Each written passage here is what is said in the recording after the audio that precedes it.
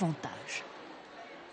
La contre-attaque d'Air France et d'autres compagnies aériennes européennes. Depuis quelques années, on en a parlé ici même, elles affrontent une nouvelle concurrence redoutable, celle des compagnies du Qatar ou d'autres Émirats.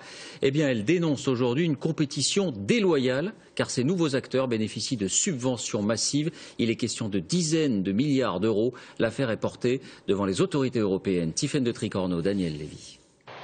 Des avions flambant neufs, un service d'excellence et des aéroports luxueux. Emirates, Qatar Airways, Etihad. Depuis 10 ans, ces 3 compagnies du Golfe ont bouleversé le monde du transport aérien à coups de milliards de dollars. Un succès qui dérange. La France et l'Allemagne viennent de saisir l'Union européenne.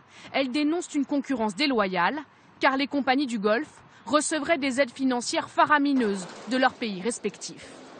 Des accusations proférées également outre-Atlantique, dans ce document, coécrit par 3 compagnies américaines.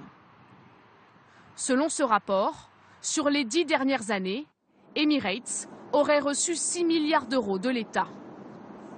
Qatar Airways, 16 milliards et demi.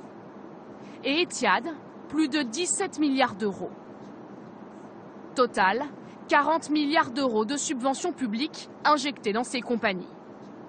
Les Américains l'affirment, sans ces aides, ces transporteurs ne seraient pas viables. Des accusations qu'Emirates rejette en bloc. Nous ne sommes pas subventionnés, mais en plus, nous apportons des richesses économiques aux pays dans lesquels nous opérons. En particulier en France, puisque nous garantissons 22 000 emplois, d'une part par nos achats d'Airbus A380, mais aussi par l'achat de biens et services. Nous achetons 437 millions d'euros de biens et services. Ça comprend des millésimes entiers de Dom Pérignon. De son côté, le patron de Qatar Airways a choisi une réponse plus cinglante aux Américains. Nous ne faisons pas voler des avions pourris qui ont 35 ans. Les compagnies du Golfe totalisent à elles seules près de 600 avions en commande chez Airbus. Facture totale, des dizaines de milliards d'euros.